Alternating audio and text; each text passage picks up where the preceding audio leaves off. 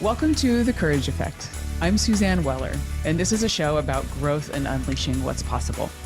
You will hear inspiring stories about what courage looks like, how we navigate what's getting in our way, and the opportunities that surface when we choose courage over comfort. Let's get started. Hi, everyone. Welcome. This is Suzanne, and I am so thrilled to have you listening to The Courage Effect. So today is another solo show. It's going to be with just yours truly. And I really wanted to spend some time thinking about what are we afraid of?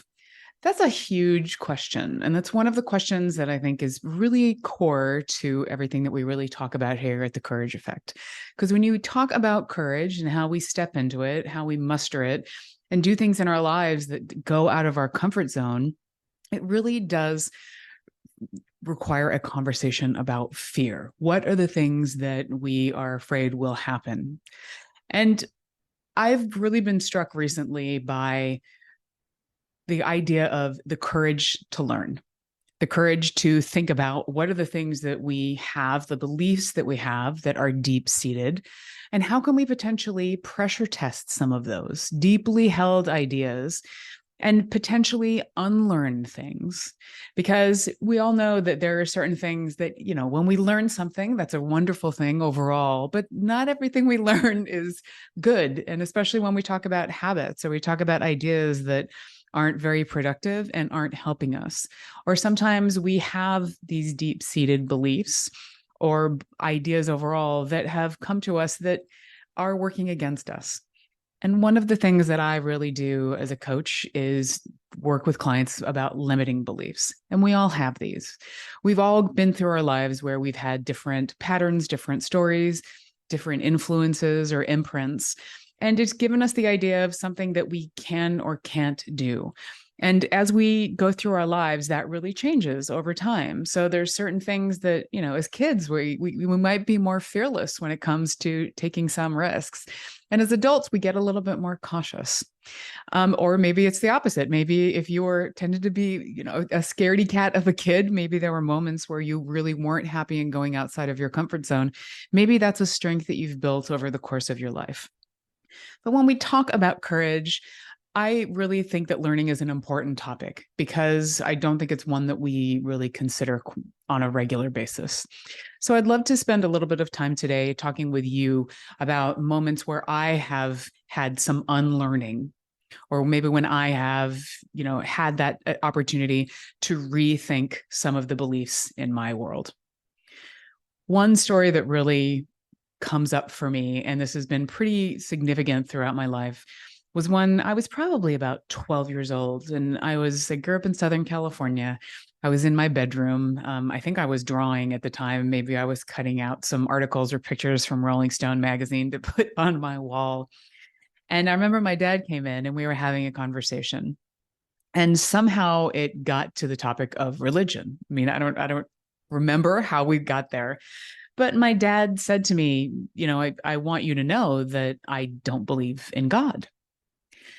And that shocked me because we were in a family. It was my parents and my sister and I. And my parents took us to all these different churches. I mean, it was sort of, they wanted us to be exposed to different structures, different ideas, different thought beliefs.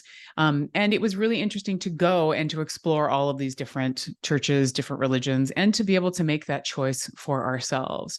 But during that whole process, even though there were times where I had decided to go to a church for a while, and I went on my own, maybe I went with my sister, but it was very interesting that I never really thought about my parents' religion. What were their beliefs and what were they anchoring themselves to, or what were they attaching themselves to? And in that conversation with my dad, when he shared it, I remember just being pretty taken aback. And my response to him was, wow, that means that you're going to hell. And my dad's response back to me was, well, if you believe in hell. That was a mind-blowing moment for me. I can't even tell you, I remember it. I remember looking at my bedroom wall and literally having my brain open up. It changed the way that I perceived the world. It gave me a chance to take a step back and really think about what is true and what were the things in my life my 12-year-old brain that I had established as my truths and my beliefs, that maybe I needed to take a step back and think a little bit more about it, because my dad was this intelligent person that I had so much respect and love for. And he was challenging my entire thought process and, to a certain extent, my belief system of existence, especially when you're talking about religion. So I share that story with you because to this day, I remember that pretty frequently. It's one where I sit, and when I tend to get in a groove of a belief, or and I get really staunchly firm about something, I take a step back and I literally ask myself the question, is that true? How do I know? What are the things that are telling me if this is true? And I think when we get into those moments of being really stern and being really firm in our beliefs, that's not to say that all of those are bad. There are certain things that I truly believe in when it comes to integrity, when it comes to honoring people. But there is also a time when it might be getting in my way. It might be something that I need to spend a little bit of time investigating. So, how do we potentially bring more curiosity into our lives? And as adults, I do think that it takes courage to learn and to unlearn, to ask, what are the things that I'm thinking right now? What is potentially something that I might want to analyze and pressure test? When we also come to different organizations, that can be a challenge as well, because we come to different groups or organizations with different belief systems, especially within corporate America, where it isn't necessarily intentional, but we tend to fall into line. We get into that system, we're in those systemic forces, and we go along with what we're told to do. And that's one of the things that makes us successful, right? That's one of the things that we like, okay, this is what I need to do. I'm doing it well. I'm going to keep going. Sometimes we question it, not always, but it's important for us to at least have those moments of wondering why we are doing something. And as leaders of organizations, it's also important for us to share with our broader teams that why. What is the big why? Why are we here? And what are the things that we, what is driving us at the end of the day? And how do we know what success looks like as well? It's truly important that we cultivate organizations where we have learning cultures. So the courage to learn does not just happen at an individual level, but it happens within an organization. Yes, we have to start with ourselves, improve ourselves, because if we really want to make bigger change in the world, we have to start with ourselves first. Then we cascade more broadly.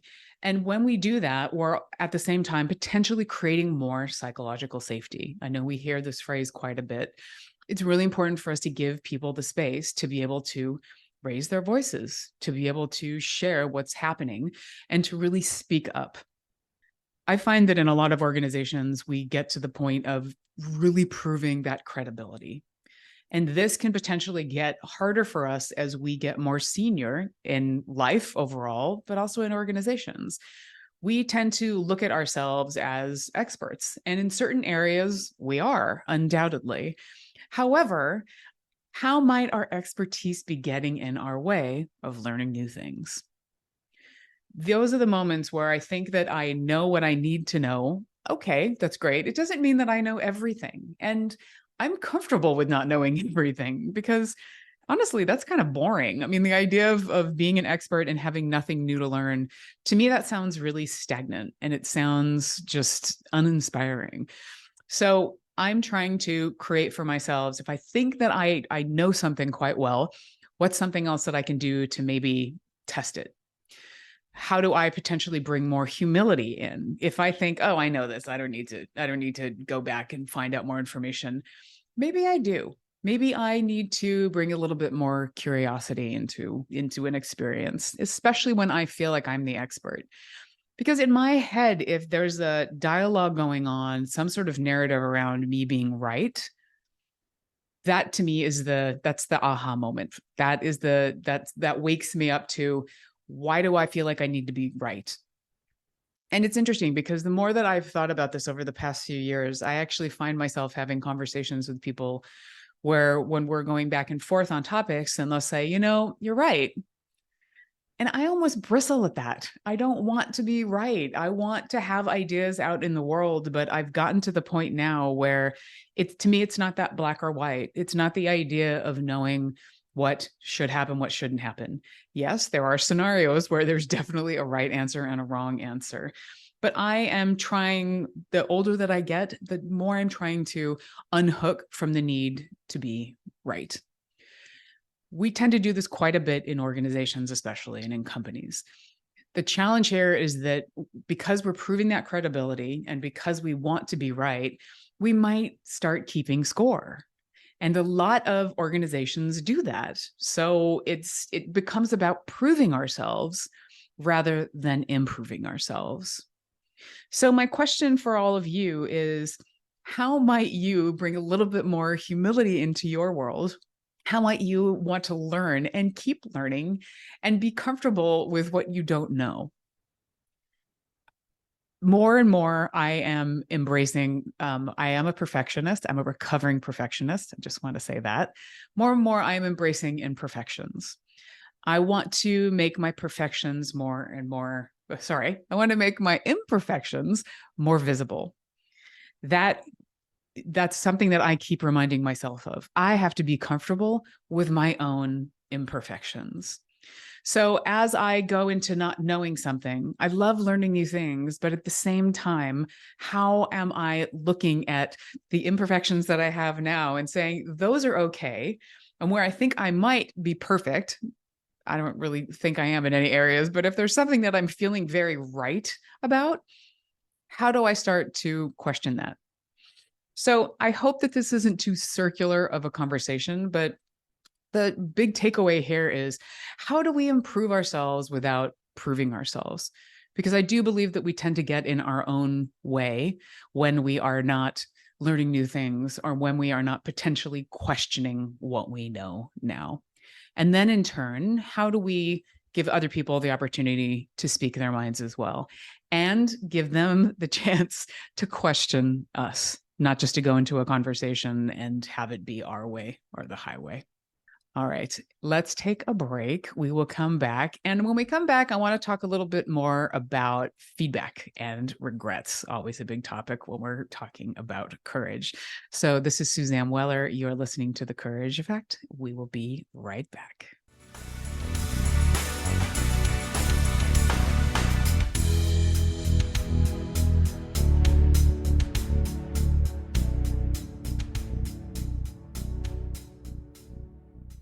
Hey, everybody, it's Suzanne from The Courage Effect.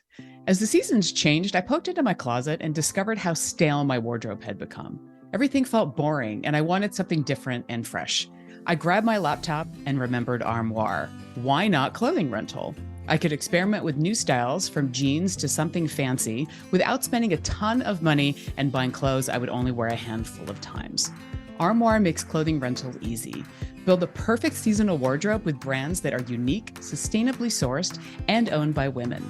All you have to do is take the style quiz, select items from your personalized closet, and they will ship them straight to your door. Armoire allows me to indulge in high-quality designer clothing with no guilt.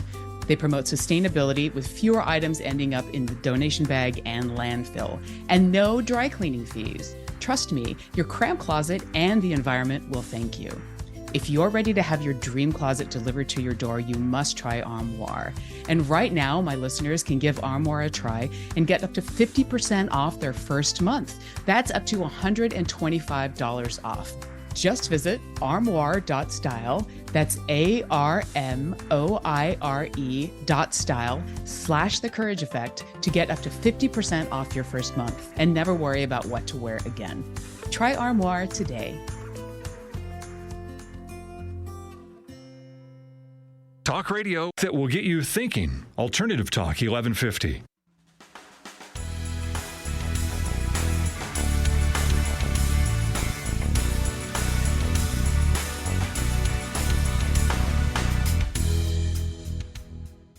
Hey everyone, welcome back to The Courage Effect. This is Suzanne Weller, and the conversation today is a conversation with myself. So I'm here to talk to you about the larger theme of what are you afraid of, or what are we afraid of? And I am looking at this through the lens of the courage to learn. I do see us as getting so comfortable sometimes in our thoughts that we aren't really challenging what we know, and we're not going outside of ourselves enough to learn new things. And when I started this conversation, I was really spending some time talking about being a kid and having my dad challenging my thought processes. And that's one of the things that I've tried to continue doing in my life, but I have not always been great at doing it. And let's face it, all of us are the same way. And I have really tried to look at myself as being okay with being imperfect. For those of you that are perfectionists out there, it is a hard place to be. It is an exhausting and a stressful place to be because sometimes it's about you, but it can also be about the work that you do. When is good enough as opposed to perfect? Because we all know that perfection ultimately does not exist. And that was one of the things that has gotten in my way over my life when it comes to feedback. And I'm quite a hard worker. I put a lot of work into creating a quality product and really making sure that what I'm spending my time doing is bringing value to my clients, to my partners, to my colleagues. And I also feel the same thing about my family and my friends overall. I want to make sure that I'm contributing in some way. The challenge there is that I can maybe over-index on that. I can go too far where I'm just trying too hard to be fixing things that aren't necessarily mine to fix. And this is something that has happened to me recently. Last year, I had a friend who was going through a very challenging time, and I was immediately trying to help her. She's a dear friend of mine. This is somebody that I love. And one of the things that I realized, thanks to my husband, was it wasn't just about me providing my friend with support, but me going into a place of fixing things for her. I do have a tendency of being a fixer too. So I have the double whammy of the perfectionist and the fixer. Maybe some of you wear both of those hats too. But it's a matter of, when we really think about wanting to support somebody, what does help look like? And help does not mean that I fix it. And it does not mean that I necessarily have all of the answers, nor are my answers the best for somebody else. And this is one of the things that I have spent quite a bit of time with in my coaching. When I am coaching my clients, it's not about me advising them and giving them an answer or a solution. It's me working with them throughout inquiry to ensure that we're having conversations so they can come up with the best solution for themselves. So I'm helping to guide them there. However, as a human being, I will potentially fall into those areas when it's with people in my life, people that I love, people in my family and friends. Because when we have that emotional attachment, we want so badly for somebody to be okay. And when we have an idea of what okay should be, that's when some challenge comes in.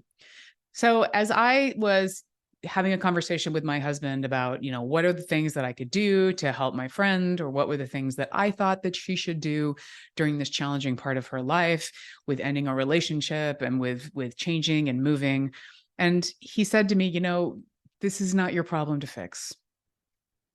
Such a basic statement, such a powerful statement, similar to what my dad said to me when I was younger. And a statement that actually comes from caring about somebody and from loving them to be challenging in that moment. That allowed me to look inside of myself and to think, okay, I need to unlearn my need to fix things. I need to learn new ways of being able to help people and support them in my life. And it's not going to be my answer for someone. So how do I unhook from their outcome? And how do I unhook from, the outcome that I think is best? That is a hard thing, letting go.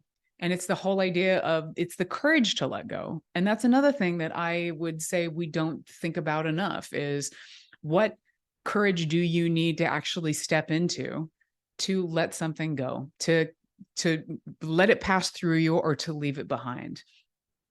That might become harder the older that you get. It might become something that, because we're set in our ways and we have certain ideas, and maybe certain things or certain people, certain patterns have been in our lives for a long time. So it can feel like losing losing an appendage, losing an arm, and or something that is just near and dear to us if we are bringing that change into our lives. So if we take some time to realize what is the true value of something, knowledge or people or relationships, these are things that might be important in our life, but are you still getting value from them? Are you still in a place where they're of service to you, or might they potentially be working against you? And that's one of the things that I also needed to learn with my friend. I needed to let go of my need to fix her and fix her situation. So I was still there supporting her, but it was more about listening. It was more about, what does she need, and asking her those questions rather than me assuming what she needed. So I don't know if we necessarily think about learning and unlearning as maybe something along those lines with a personal relationship, but every day there is an opportunity to learn or to potentially unlearn something. If there are habits or behaviors that I fall into that are working against me, that are like perfectionism, exhausting to a point where spending too many hours might be affecting relationships in my life, might have me, not even with client work. It might be something where I'm spending so much time that I'm actually minimizing my return on investment at the end of the day because I'm putting so much work into something that is already good enough. It's already high quality. There are those moments of, reminding myself, and that's a hard thing. How do I start to put some structures in place, some practices where I can pause and I can ask myself, do I keep going? Is this good enough?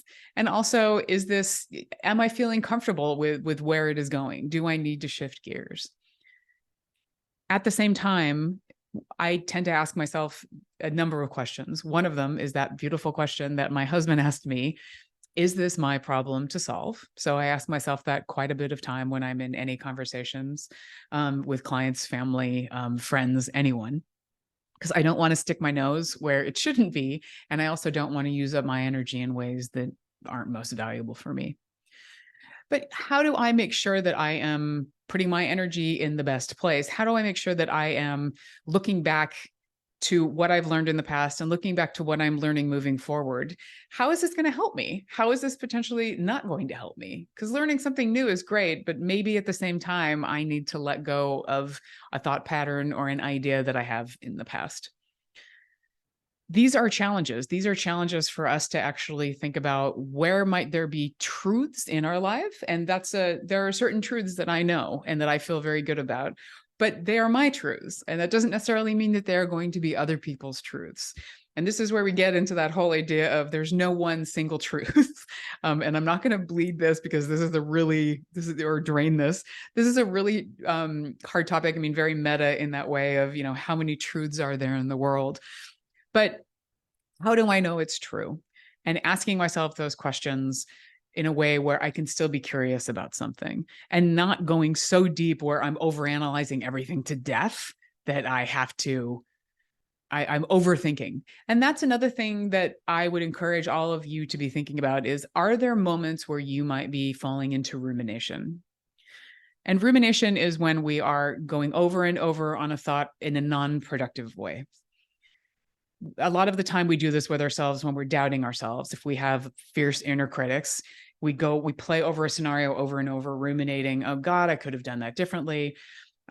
There's always a way that we can potentially be working against ourselves when we're not just reflecting on what happened, but if we're falling into rumination. So that's another thing. When we are actually going back and doing that investigation, it's almost like being an anthropologist into our own thinking.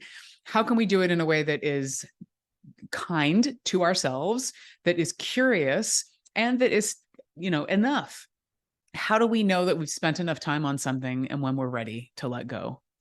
There's no one single answer to that. And that's one of the things that I'm always, I want to investigate my thinking, but I don't want to do it to such an extent where all that I am doing is stewing over thoughts. So courage in thinking, courage in rethinking, these are all very important things, not just for ourselves, but for other people. And if we start to do this with our own thinking, when we start to investigate our own thought patterns, how might we invite other people to do the same for us? This is in our lives. This is in our, in at work, in any relationship that we have. What are the things that you might be able to ask of other people to challenge your thinking, to invite in other opinions, or to ask people to give you a different idea, a different perspective, or to ask them to even poke holes in something that you have put out there? I always think that's a wonderful thing to build trust with other people. It shows that you are okay with putting your ideas out there as an offering and seeing what people bring back to you. I always say that, nothing is ever worse. No product or anything that I've ever created is worse for me having asked for feedback. I firmly believe that. Even if it's feedback that I don't do anything on, that I don't action on, at least I have that, and it's something else that I have in my larger thought process. So I encourage you to think about, how might you learn something new? And what are the different areas in your life where maybe rethinking can open up some new possibility, open up a new way of thinking, open up a new relationship with somebody, or just a new conversation that maybe you hadn't thought about in the past? So, as I wrap up today's show, I'd love to go back to the initial question that I asked, which was, what are we afraid of? And again, fear exists in our lives. Different fears manifest in various ways at different points in our lives, and that's okay. But what we want to think about is, how do we live with fear? We don't want it to necessarily limit what we're able to do. So this is obviously where courage comes in. And I'm curious for all of you, where might you be more courageous in what you're able to learn? Are there new areas, new thoughts, new ideas, new experiences that will give you something new in your world and open you up to new possibilities? And at the same time, might there be some thoughts or relationships or beliefs overall that might be potentially getting in your way? Some things that maybe you want to spend a little bit of time investigating and maybe think about unlearning. At the end of the day, so much of this is really ultimately about regret. I don't want to look back and think about my beliefs or my ideas having gotten in the way of me doing what I really wanted to do in my life, or being in the way of a relationship, or prevented me from truly living the life that I want to live. So as you go back into the world after you listen to the show today, I would love for you to maybe think a little bit about, what are the beliefs in your life that maybe you can pressure test? How do you know what's true? Where are you maybe assuming some things, or maybe you're inferring some sort of truth? Where might you be able to bring in more curiosity? So thank you all so much for listening today. For more information about me, Suzanne Weller, or the show, please check out our website at thecourageeffect.com. And if you have thoughts or questions for future shows, or you just want to give some ideas, there is a contact form there, and I would love to hear from you. So again, this is The Courage Effect. Thank you so much for listening. Stay courageous and keep learning.